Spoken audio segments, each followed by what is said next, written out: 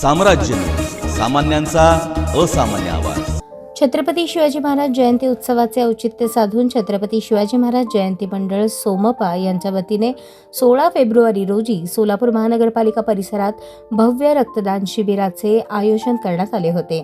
या शिबिराचे उद्घाटन मान्यवरांच्या हस्ते पार पडले।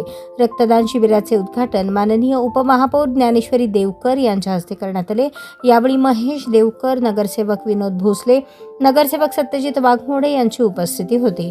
यावेळी सोलापूर महानगरपालिकेचे आयुक्त डॉक्टर सचिन ओंबासे आणि उपायुक्त आशिष लोकरे यांनी शिबिरास भेट देऊन रक्तदात्यांचा उत्साह वाढवला। महापालिकेच्या आवारात अशा सामाजिक उपक्रमांचे आयोजन केल्याबद्दल आयुक्तांनी मंडळाच्या पदाधिकाऱ्यांचे विशेष कौतुक केले।